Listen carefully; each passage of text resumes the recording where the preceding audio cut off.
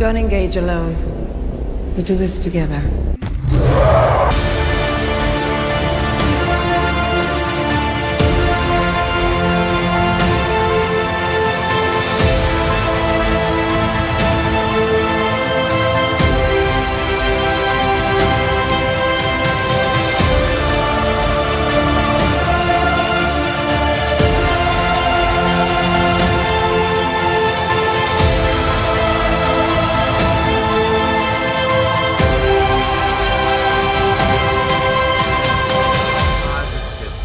Yeah, We got it! We got New 52 book.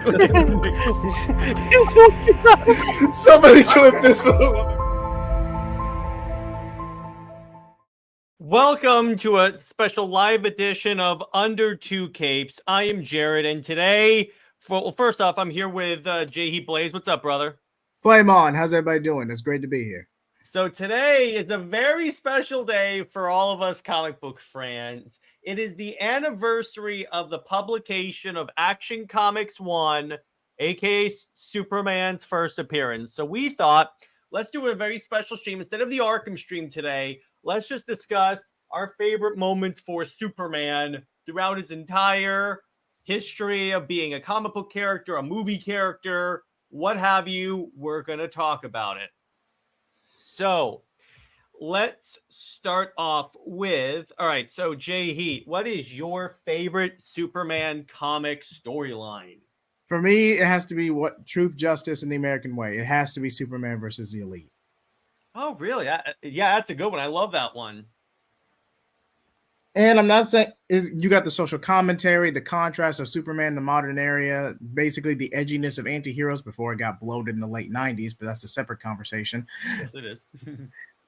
But it tells the story it needs to tell, and it does it in a very nuanced way that doesn't come across as preachy or obnoxious. All in all, I highly recommend it. Yeah, it's really, really, really good.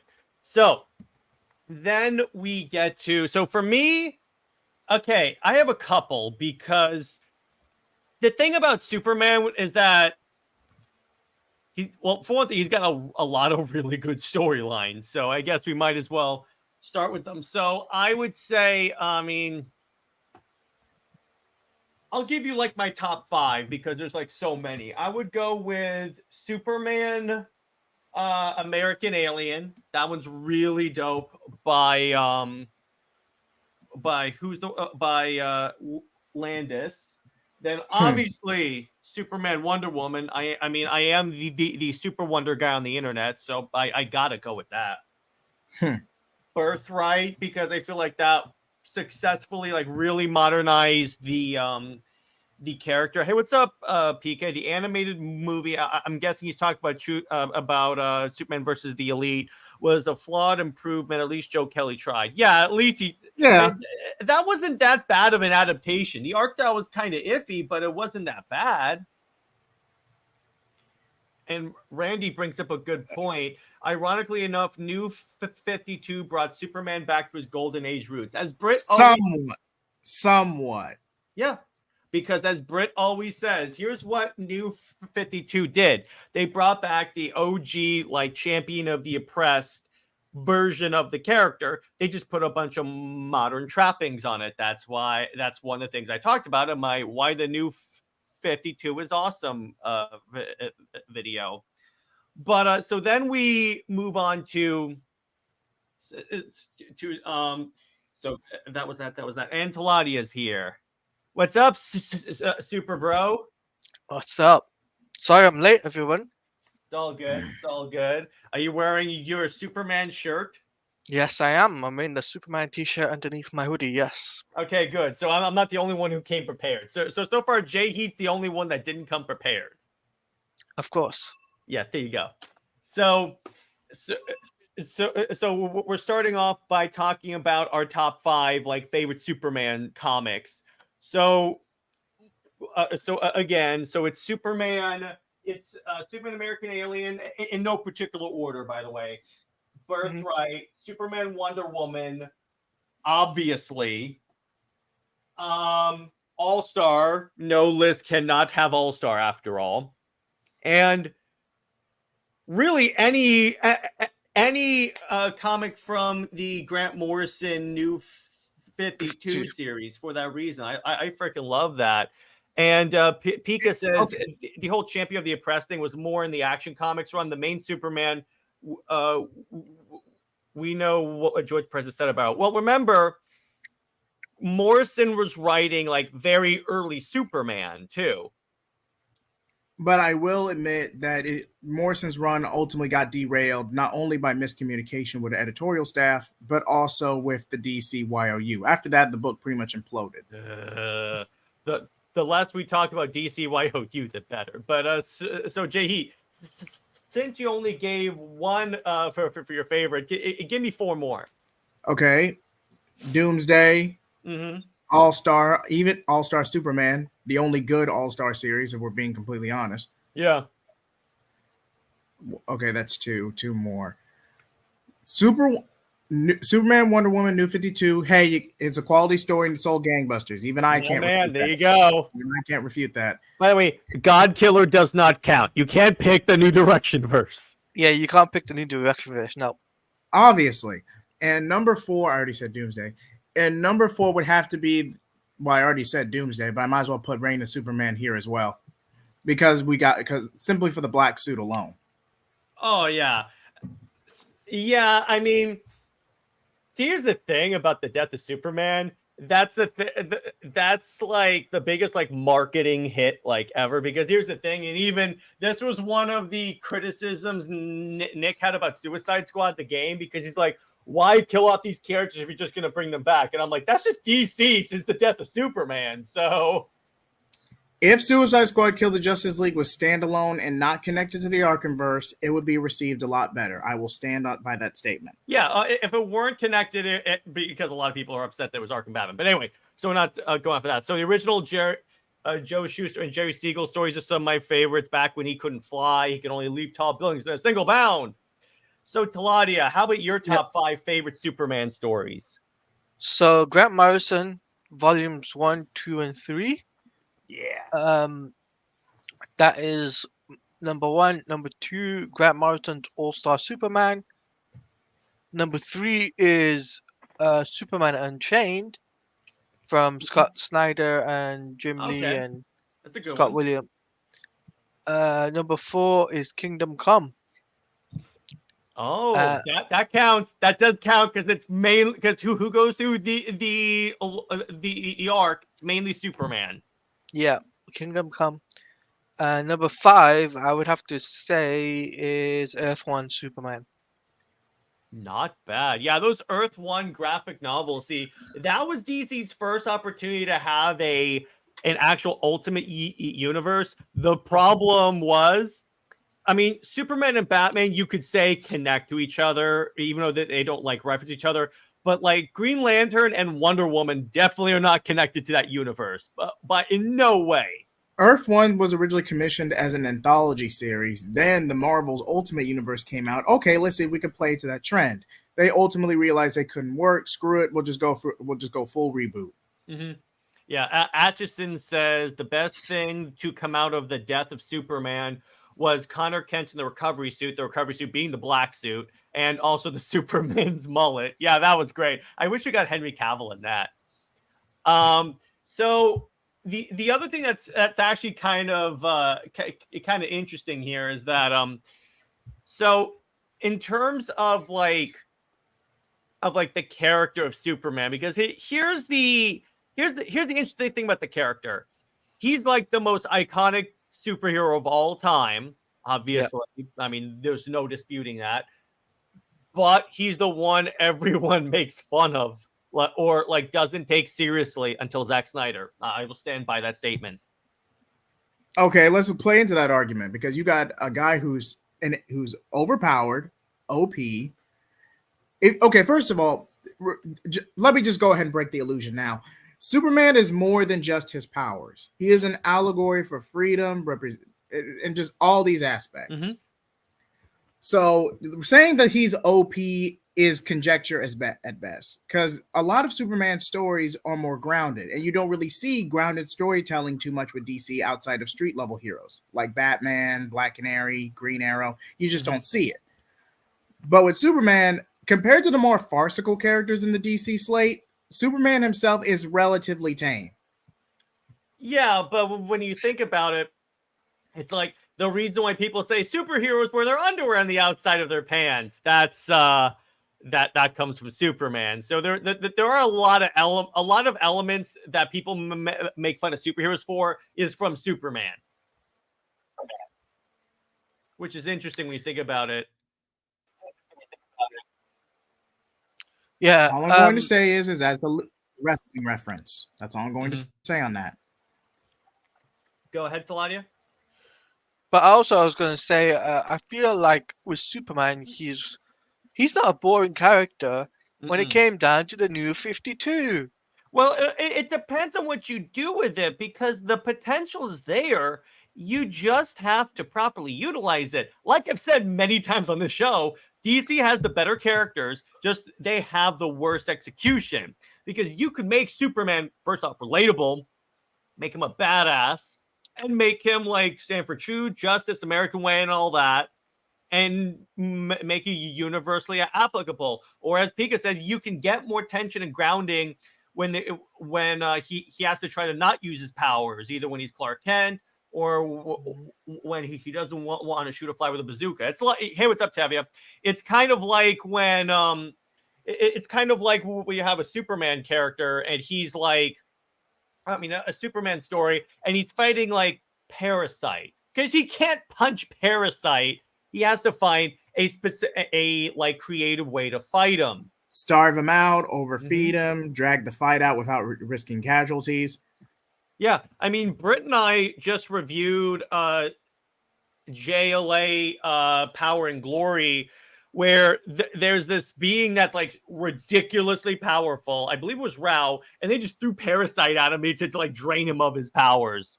And believe it or not, yeah, I hate to cut you off, Jared, but prior to about 10, 15 years ago, well, let me say 20, Luthor used to be one of Clark's more grounded villains before he started using the Lex suit more often, the kryptonite, and then he just, probably in an attempt to parallel Batman and Joker, just became a titular beat-em-up type foe. But that you did used to have philosophical and ideological discussions between Superman and Lex Luthor, the dichotomy there. I'm not saying you can't have that again, because that's what Joshua Williamson is trying to do right now. But even so, there's more to Lex Luthor than just a corporate megalomaniac. Granted, I'm not defending the man. I'm just saying there's more to him as a villain than a guy in a suit. True. Byron, did you guys hear that speaking of Lex Luthor, that one of the actors who auditioned to play Lex was Leonardo DiCaprio? What? And he's the one that pitched the idea of Superman fighting the Justice League in Justice League. Not gonna lie, I would not be surprised if he ended up getting that gig. And not gonna lie, I think he would have done a good job with it, actually. Arguably better than what we got, because that was not a good Lex Luthor. Yeah, debatable, but yeah, that's debatable. But to Tevye, yeah, even I'll agree that, because if when you look at like even when he shouldn't protect Lois Lane, like, and Britain knows this, and if she's in the chat, she can back me up on this. There was this storyline where Metropolis is going to be hit by a tidal wave, and instead of saving other people, he saved Lois Lane and saved one person and got her to the fortress, and then went back and caused like thousands of people to die because he saved arguably the worst character in all of DC Comics. Which, by the way, shout out to Darius, who DM'd me calling her the devil with purple eyes. Yeah, I burst out laughing when he sent that. So Tevye says, heck, in Scott Snyder's Justice League, we had Superman fight against the Forager, who was a cosmic threat, and having Superman use all his power against with one punch. Yeah, exactly. That was pretty dope. I love that one. Funny because Lex Luthor's presidency ended about roughly 20 years ago. When they put him back into the power suit. Yeah, and remember, like, after Superman died in the New 52, they gave him like he changed his power armor to be Superman colors, and he used the Superman's cape idea. They basically turned him into steel. Let's drop the yeah, exactly. I was trying to be more diplomatic about it, but they basically turned him into steel. Now, let me ask you guys this. What's your least favorite Superman stories? We'll do one. We'll do our least favorite. And Britt says that was the Aquaman drowned event. And because Britt is in the chat, I might as well play this. And by the way, it is Superman themed. He's back.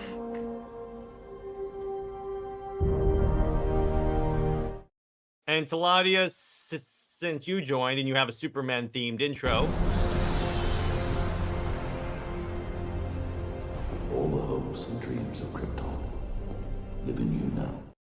Atchison, by the way, says, hot take, Byrne is partially to blame for making Superman appear boring by grounding him and saying Clark is the real person, Superman's the disguise. And Jurgens backed that up.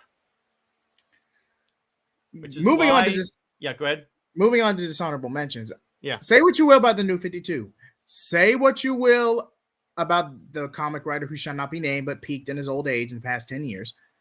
But if there was one bad story, one bad plot element I would consider is the worst in my opinion, it has to be the Superman Red and Blue, in the 90s. The Superman. Not only that, Electric Blue Superman. Show him. You got the comic, J. There he is. I just didn't like it as a kid. I just didn't like it. Yeah. Now, granted, He Who Shall Not Be Named is worse as an overall run. But if I had to name one specific storyline, it was Superman Transformed or Superman Red and Blue. My least favorite Superman story is anything with Peter J. Tomasi's name on it. Yep. Seriously. Now, to be clear, I want to clarify one thing. I like Tomasi's writing on any other character other than Superman because he wrote some damn good Green Lantern work in the Jeff Johns era. He is one of my favorite Green Lantern writers. I just personally really disliked his Superman work. That's respectfully, that's it. That's just my preference on that. Because he didn't do his homework. That's the best way. Well, that was more in Superman Wonder Woman. By the way, fun fact, even in the Tomasi era of Superman Wonder Woman, it still outsold my second least favorite, Superman Lois and Clark, when it was Coward Superman. Yeah, Coward Superman. I love how that's become a nickname now. I love that. So yeah, is it? So it's red and blue. Taladia, how about you? Obviously, Peter J. Tomasi. I really don't like his run of Superman. Obviously, He Who Must Not Be Named. Also, I don't like his run. I don't like Rebirth Superman, I'm afraid. And I also don't like I don't like the fact, they kill off New 52. I was just like, God, yes. The final days was at least a little more respectful, a little bit. Yes, Randy brings up my third least favorite, Superman Reborn, because of how petty and spiteful that was, or any Action Comics Rebirth, because you literally had Wonder Woman. There was a scene. So Superman and Wonder Woman, and by the way, this is Coward Superman at this point. He's taken over, and they save Lois Lane. So Wonder Woman, Lois Lane goes to Wonder Woman, goes, I know this must be pretty awkward between you and me seeing this, and then Wonder Woman goes, oh, don't worry, Lois, it seems true. And I'm like, wow, Jurgens, you are being petty as freaking hell. Wow. Nostalgia and editorial sabotage aside, at least Tomasi was honest about it. He openly admitted it in interviews. No, he was still lying. By the way, Britt, give me your 5 least favorite. I got one more. Britt and I definitely share this. Immortal Beloved. Why did you bring that one up? Okay, so Taladia, have you read Immortal Beloved? Okay, No. So here's the idea of the storyline, and it's been referenced a few times in Superman lore. So Wonder Woman comes to Superman and basically goes, hey, listen, we need to go fight a war on Asgard for 1,000 years. So they go and fight on Asgard for 1,000 years. Then what happens is they get stuck there for 1,000 years. So as far as they know, their lives are done. Like, Lois is dead. Tom Tresser is dead, who was her boyfriend at the time, even though he was a raging misogynist. Then they have this scene, which is the biggest bait and switch and biggest, I'm going to call BS on that moment ever, when They're having a moment in the tent. They're staring at each other intently. And then Superman says it'll only be Lois. You sure it ain't the fact you just got teased in that story? It's the bait and switch. It's the biggest bait and switch. It's the stupidest bait and switch ever. So that's one of the comics that, unfortunately, it's kind of funny. So I was going through my LCS last month, and I picked up a couple of trades of Superman. I'm reading through it, and then all of a sudden I get to Immortal Beloved. It turns out I had by accidentally bought a trade that covers it, and I'm like, oh no! So that's the story. I guarantee you, when Britt has her list, it's going to include Immortal Beloved. So Tevia says in Adventures of John Kent, Superman, Injustice. Well, that entire storyline was garbage because he's not Superman. Worse than it wasn't worse than the storyline because it was more direct. J Heat, it was definitely worse. And you know how much I hate that line, so you know it's a lot for me to say this is worse. But I will say, but to play the Tevia's point, I even done a whole video on this on my channel if you're watching from my side, where Son of Kal-El was essentially a shelf title while War World Saga was going on. God, I almost had a Freudian slip, but it didn't really amount to anything. You'd be lucky to reach 45,000 units in sales. It was not going to take off. Which is why when Superman Wonder Woman from the New 52 came out and sold 100,000 copies for issue 1, and going off of sales, every single book outsold anything associated with Superman and Lois.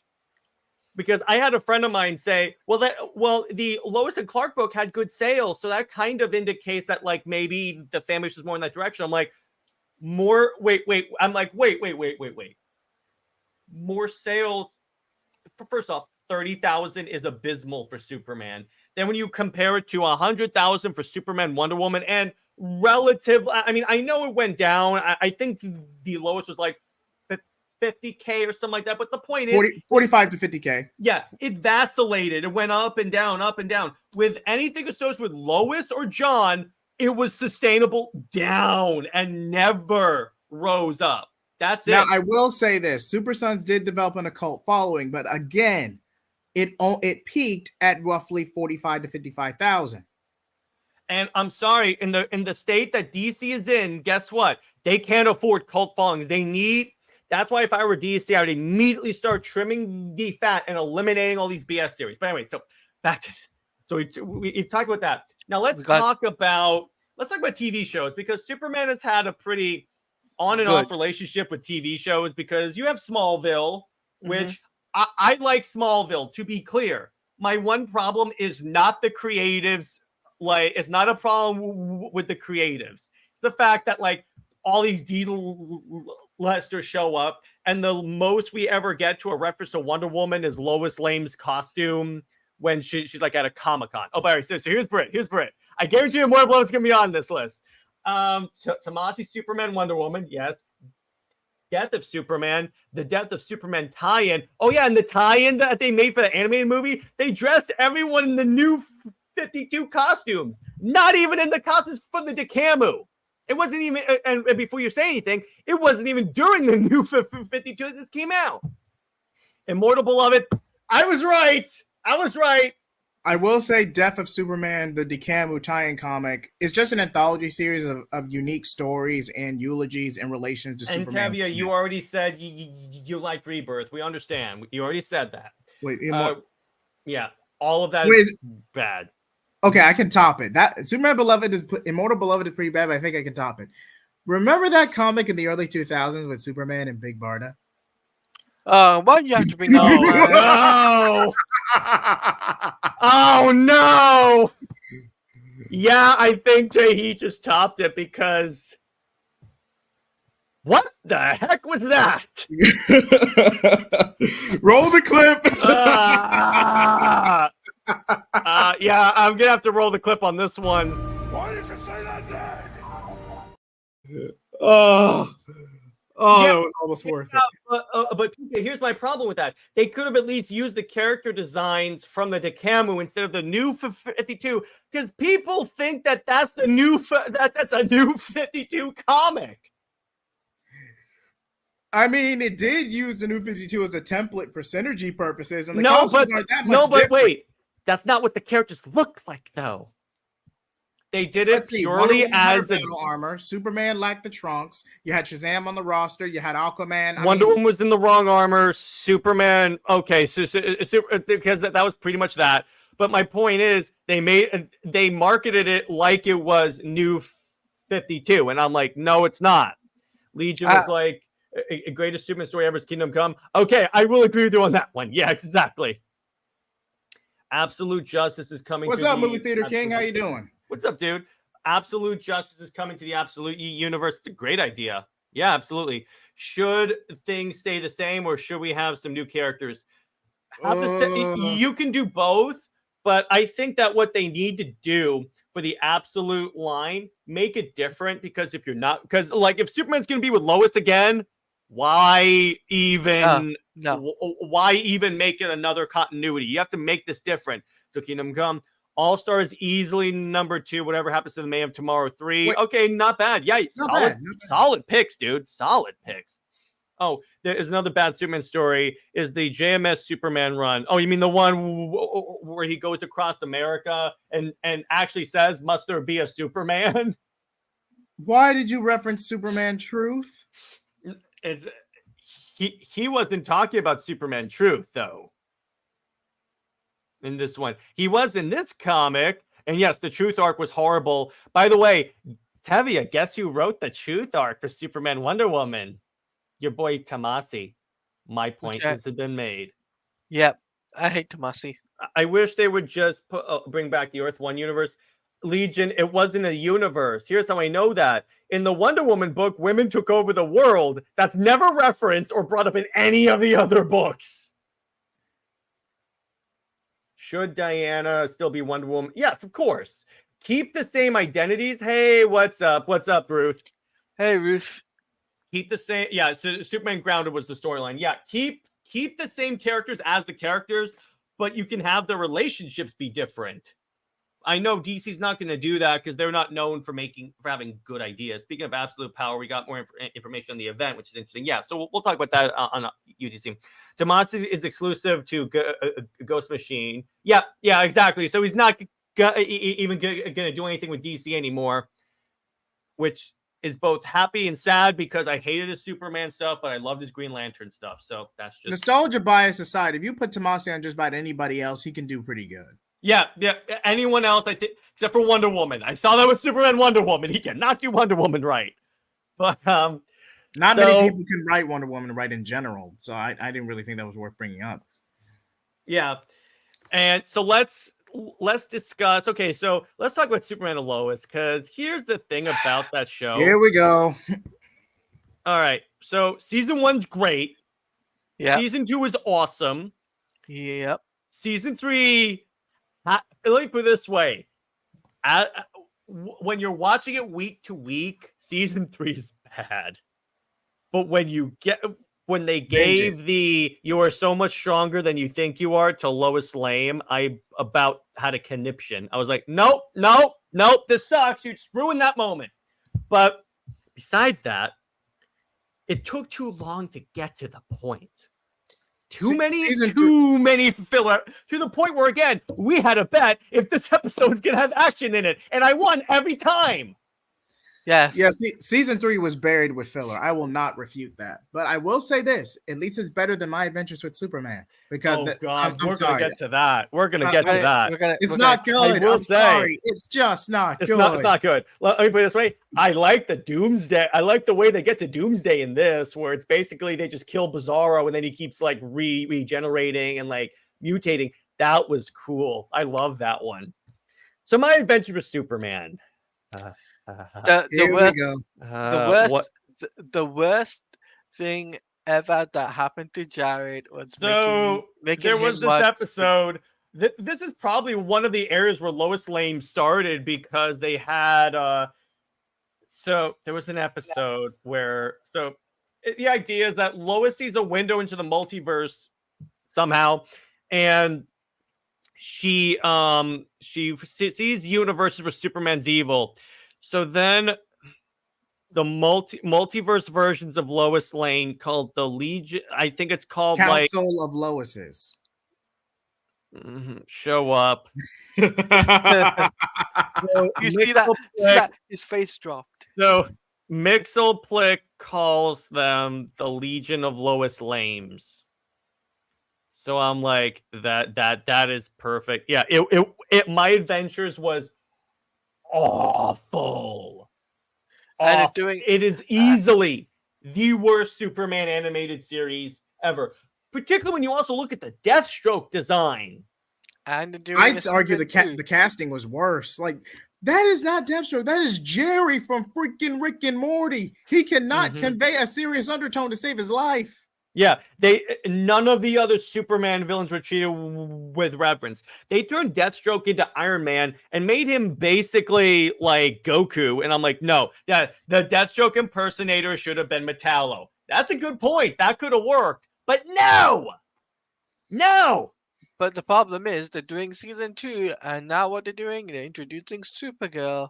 Oh boy! Oh, it's gonna be rushed. They'll make it so Supergirl is Superman's sister, or they were intended to be together on Krypton. Please, because somehow Bruce Timm will be involved in this. No. Roll the clip for the love of God. Speaking of Bruce Timm, I'm streaming on my channel, so you can't do that. Speaking of Bruce Timm, and now we're getting demonetized. No, I'm just saying the other good DC series. Superman the Animated Series.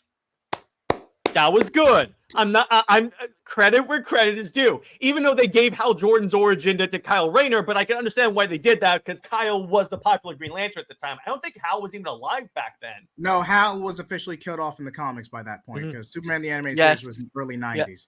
Yeah. Yes, Randy. By the way, Ruby Sears. There was an entire episode where Superman teamed up with Wonder Woman, and then she kissed him at the end of it. Britt and I talked about it.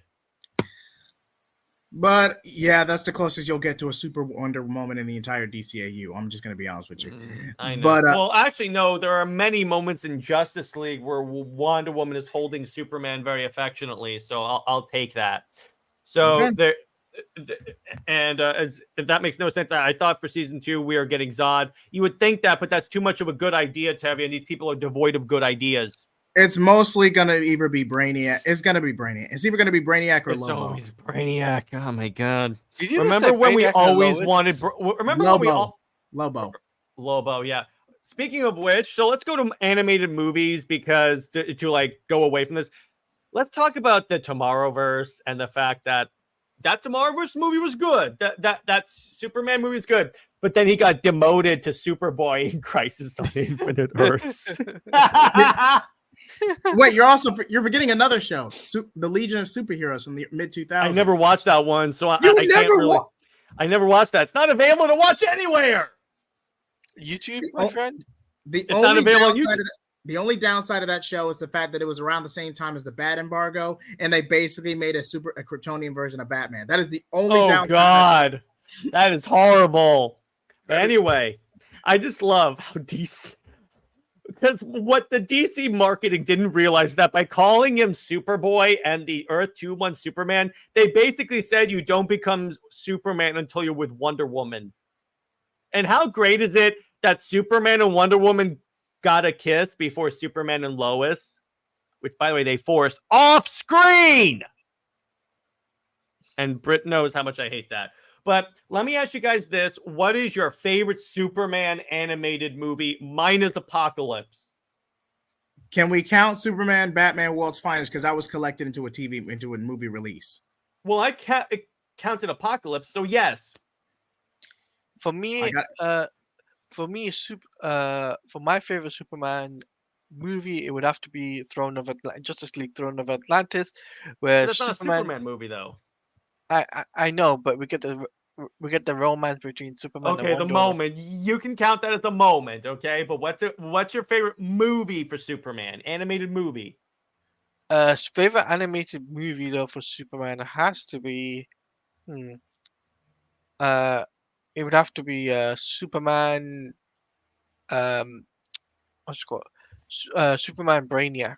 Sorry, I was Superman. hoping you would say that one because I wanted to talk about how awesome that is. Like when Superman first shows up in Metropolis to fight Brainiac, he's going super speed and you can see him he's like flying through drones. So it's like boom, boom, boom, boom. There's like slow motion. He's like blasting heat vision. I'm like, this is freaking dope. And I think we did talk about that about my favorite Superman Apocalypse. Yeah, thank you, Tavia. I love that one because I just love where Superman, Wonder Woman, Batman, the Amazons are fighting that army of Doomsdays. And then Superman's like, Diana, move your army back. And you just heat visions all the Doomsdays. And I'm like, yeah, Superman could pretty much kill anyone if he wanted to. So there's that.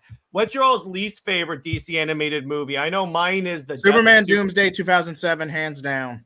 Mine is the death of Superman from the Decamu because of how stupid that movie was. Okay, how is that worse from Superman Doomsday 07? Where they did too much off screen in an hour and a half. Okay, so I'm gonna give you a couple of reasons, Shahid. Okay, so please. This is how Superman reveals his identity to Lois Lane. I'm Superman. So you're telling me that this woman that you're in love with has never seen you without your glasses on? That's it? At least in the Reeves movie, he does stuff. He heats up her coffee. He falls into the fire. There's more than just taking off his freaking glasses. It's extremely lazy. It's always been culturally assumed Clark always changes his posture. That way you can never distinctively tell. He didn't even do that in the movie, though, in the animated movie. He stayed in the same posture. Oh, wait, he did that in All-Star. Never mind. He did that in All-Star. See, All-Star it also made sense because at least he opened the shirt. At least open your freaking shirt, you dunce. I'm like, that part. Obviously, the Superman Wonder Woman thing off screen. Of course. And so many different reasons. But really, this is the stupidest thing ever. Frank quietly was the best at showing posture. Yeah, he's really solid at showing posture. I was drunk when I watched the 2018 movie. Yeah, exactly. That's what you have to be for that movie to make sense. Least is Superman Doomsday because it is ingrained, which is that storyline greatly. Yeah, that's a Superman. No, it didn't, Tavia. It really didn't.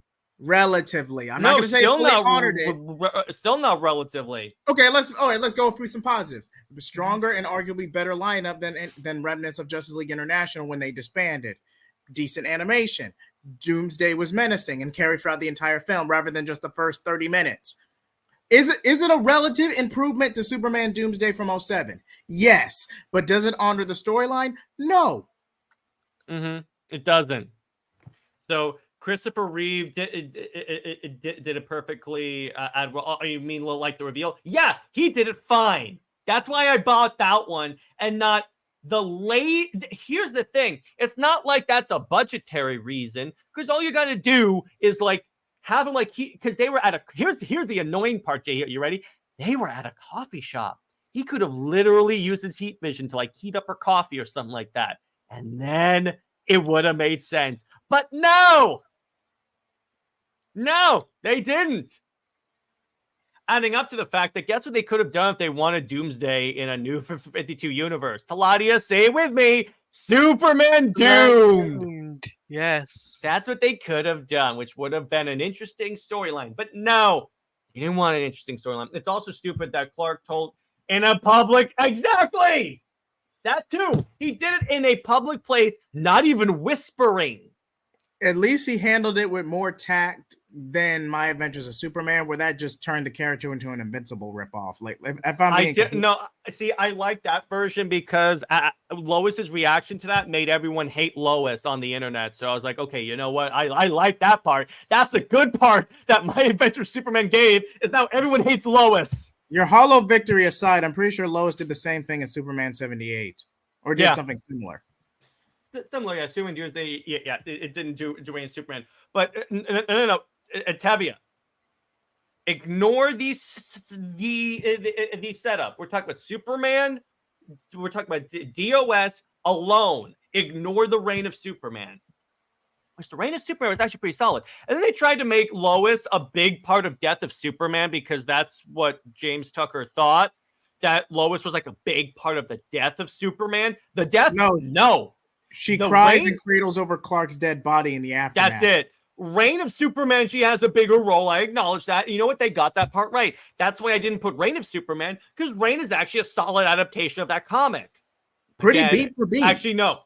There's one part of it that drops it down like 7 points. They do the whole thing where where Wonder Woman goes to Lois and goes, "Yeah, what Clark and I had was nice, but you're truly the love of Clark's life." And I'm like, and that was literally James Tucker saying, "Guess what? You should like this." And I'm like, you don't get to tell me as your customer what I should want. You provide what I want. That's your job. A lot of those decisions were course correct because, again, the New 52 staple pretty much imploded. They were doing some course correction with the animated movies accordingly, so they wanted to sprinkle some nostalgia bait with using some post-crisis or pre-Flashpoint stories, which I understand from a business standpoint, but that was way too much. But there was way too much to set up in one film. The setup for Reign, Clark and Lois getting together, a reconciliation between Clark and Wonder Woman to the point to where you gave them a throwaway line. If you actually gave us a Wonder Woman film or a Superman and Wonder Woman film to help resolve that plot thread, I'm just saying an extra film or two or even a tie-in comic could have helped smooth that over. Right. Pika Shade says, Smallville did it well by having Lois learn it on her own and wait for Clark to tell it. Yeah, exactly. That's the other thing, because Lois is treated like a moron in the comics that she couldn't figure out that Clark was Superman. But to be fair, then what would be the point of Jimmy Olsen? He's the part of the trio. He's the most emotionally mature out of the three. Yeah, but Lois, as the supposed best journalist in the world, should be able to figure out that Clark is Superman. I'm using their own rules. Hey, she's not Batman. And Randy, it didn't implode. It was sabotaged. From a certain point of view. No, not from a certain point of view. From sale, objectively, it was sabotaged. Man, Jay Heat. Why did I have him on the show again? I don't know. You're making this too easy for me. That's the other thing. Why not a Superman Wonder Woman movie? DC never made that in its whole history. And according to Sam, it's because a lot of those movies were like stuff that was forced on them. They said, do a Death of Superman movie, do Batman Hush. And they didn't really have a lot of choices. Tucker wanted to adapt Action 600. Yeah, one of the things we got sort of in Justice League Dark Apocalypse War. Yeah, so. But that wasn't a Dark Side War adaptation. It really wasn't. If you compare Apocalypse War to Dark Side War, it really wasn't. It's a different story. It's a way different storyline. Arguably, it's kind of close to what Zack Snyder wanted to do, but that's about it. Yeah, those movies should have been Elseworld or standalone. Yeah, they could have just done animated movies based on like the Death of Superman, Hush, and stuff, and not include them. It's very easy to. I'm not saying don't do those movies. I'm saying don't tie them into that universe, because that universe, and Atchison has said this in the comments before on streams. The problem with the Decamus, they tried to bring in they tried to merge post-crisis with New 52, and Rebirth showed you that was a stupid idea. But anyway, live action movies now. What are your all's favorite live action Superman movies? And by Superman movies, I mean strictly Superman movies. BVS and ZSJL don't count. Mine is Man of Steel. Man of Steel. Man of Steel's pretty. Other than the Clark immediately resorting to snapping Snod's Zod. He didn't immediately resort to that though. Did he? Wait. Did he just say Snod? I said Zod. No. I'll vouch for him, Taladia. I've been lagging the whole stream, so if the audio came across on that in the playback, I apologize. But I've been lagging. I'll vouch for him, Taladia. I heard Zod, but he didn't even do that. He didn't immediately resort to it. He kept begging, "Don't do it, Zod. Don't do it, Zod. Please, please." And then when Zod said never, that's when he's like, "Ugh." But there are other ways to do it. You could have punched him into the air. He kept trying to do that. That's what the whole Metropolis fight was for. And they already established putting your hand over the eyes is not going to work in the movie, as a matter of fact. Like I said, it does have good feats. But at the end of the day, especially if you're going to tie with DCAU fans and post-crisis, it was a little too edgy for other people's taste. That's all I'm saying. If it was Emilia, Clark would have done that when Zod said, "My soul, that's what you've..." Yeah, exactly at the beginning, he would have snapped his neck. He didn't. He went through the whole fight. He tried to stop Zod multiple times and begged him to do it. That's what people ignore. I'm not Yeah. refuting Man of Steel wasn't a good movie. I'm just saying that you were going to get some pushback for actively killing Zod in that manner. Well, yeah, and by the way, Bruce Timm even said, "Oh yeah, we wanted to do that in the show, but thought it would be too edgy. But then Zach went ahead and did it. So there you go. If Man of Steel got rid of Lois Lane, it would be the best Superman movie. I know, right? Although see here, I wish there was a Superman movie where she didn't play that much of a role. Kind of Zack Snyder's Justice League, so I guess that kind of counts. Unless you count the nightmare sequence. No, I mean, but she's barely in Zack Snyder's Justice League. As long as she's barely in it, I'm fine with that. Mhm. But so Claudia, why is Man of Steel your favorite Superman movie?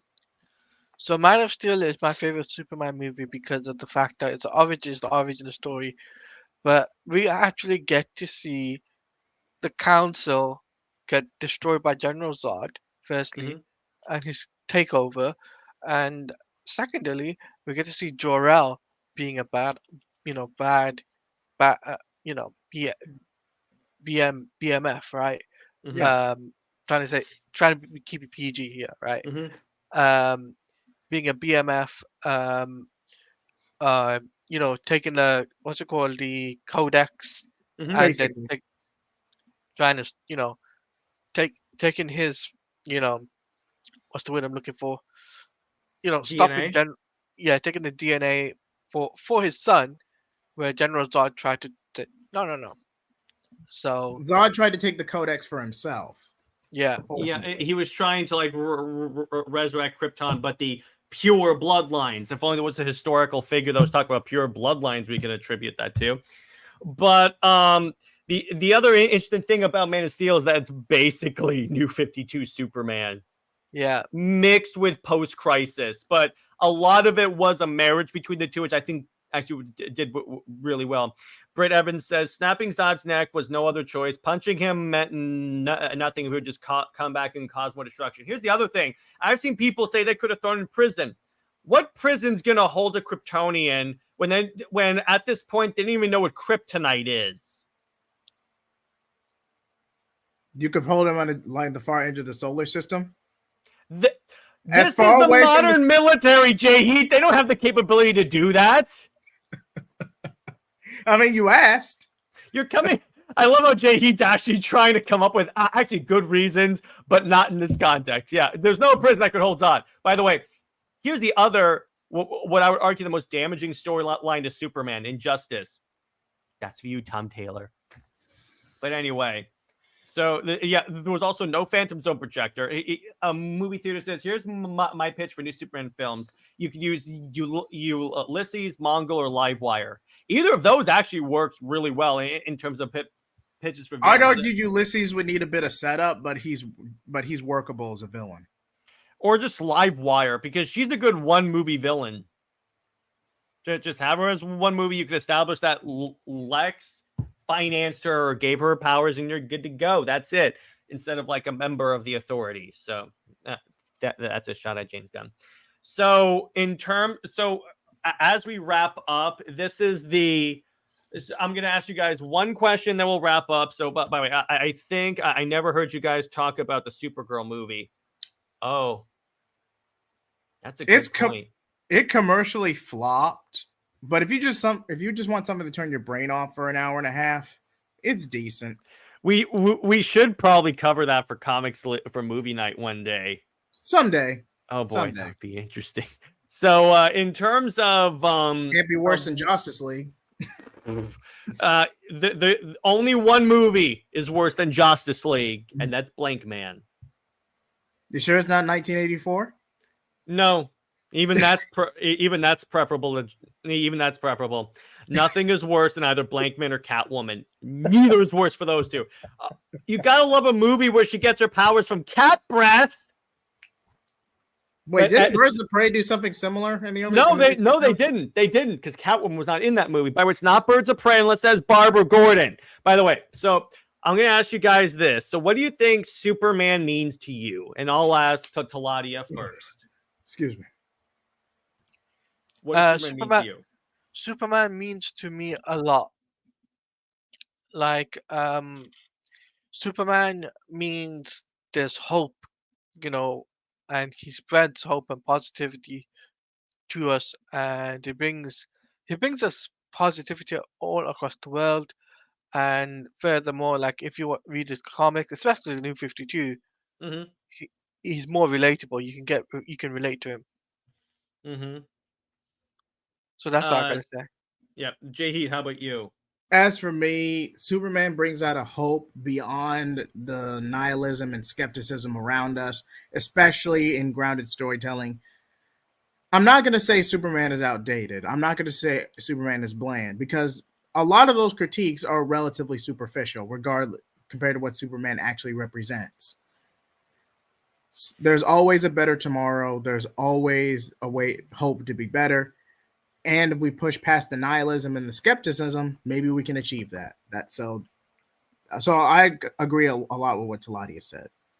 Yeah, in terms of for me, Superman represents the idea that no matter how bad anything gets, it will always get better, which is the whole thing of like hope. So Superman is the man of tomorrow. Yes. Daniel says Superman for me is the symbol of hope, positivity, and all the good things that mankind has. Yes, exactly. Tevia says what Superman means to me is hope and means being a great person and doing your best, especially with him being a dad. Especially affected me, which gave me hope for the future. Yeah, and then my pitch was we know what your pitch for Superman movie is. But so anyone else in the chat want to talk about what Superman means to them? In the meantime, Taladia, where can we find you and what we got coming out on your channel? So I've got a Superman game rumor discussion stream coming up tomorrow, and myself and Jared will be talking about the rumor. We'll be talking about the theories, speculation. We'll be having questions and answers. We'll be talking about it. So that is something we got planned up. And also in the future we'll be planning up a watch party for Lego Batman. That's another thing on the way. So I got to speak to Ruth about that. And doesn't do ships. I had to. Yes. Because I didn't want to play the clip because I'm restreaming to other people's Yeah. platforms. Jay Heat, how about you? As for me, you can find me at Jheat Blaze on YouTube or Jheat75 on Twitter or X. Also, stay tuned for my Mass Effect playthroughs. World Tour is on hold because I'm debating whether or not to just restart that or not and just start over. Also, stay tuned for New Direction vs. Elseworld. What if Scion was in the Decamu? Speaking of a wasted opportunity, so there you go on that. So for Comics League, so again, tomorrow night we're going to be watching, doing a live reaction and then discussion of Rebel Moon Part 2 Scargiver. I'm so excited. And then in terms of Saturdays, I think I'm on Nick's show this weekend, and obviously on a Taladia's show and Jayhe's show. I'm on everyone's show this weekend, and I'll be on Bruce the first show on Sunday. Yeah, I got a lot of crap coming out, and then Britt and I are going to. Oh, bye. So guess what? Another close friend, kids never read comics with Fang Super Wonder, and they're called Wrong. By the way, I want to bring up this one little point. I saw this fantastic tweet that I wanted to share. So Rob from Comics Explained, shout out to you, brother. He was arguing with people because they were arguing that the casting for Sunspot and New Mutants was bad because the actor wasn't black. And what's kind of interesting is that Rob was saying that just because as long as the actor could play the character, it shouldn't matter. So I'm like, okay, there. So someone tweeted, this is a fantastic point. Someone tweeted, I'm trying to find the actual tweet here because it's so great. It is okay. I remember what it was. So someone said, ignore the people that that have like an anime or a cartoon or a comic book character in their profile picture, because chances are on Twitter they've never read the books. They just take panels out of context. So I'm like, oh, thank you. That actually works really well. I like that one. So as for Britt and I are going to be talking about Wonder Woman Spirit of Truth, I believe, is the comic. I'm pulling up our notes real quick so I can give you guys accurate information on that. So that would be, yeah, Wonder Woman Spirit of Truth and how this could have been inspiration for Wonder Woman 3. So there is that. In terms of my commentary so far, my Why New 52 was awesome. The video was doing pretty well. I may do the same thing with the Snyderverse. And as far as Under Two Capes next week, we're going to be talking about why The Boys is actually not that good anymore. Why it maybe started off good, but then just... And then that's about it. Yeah. So stay heroic, everyone. We will see you guys later. And remember, Lois Lane is Lois Lame, and she belongs with General Zod. See you later.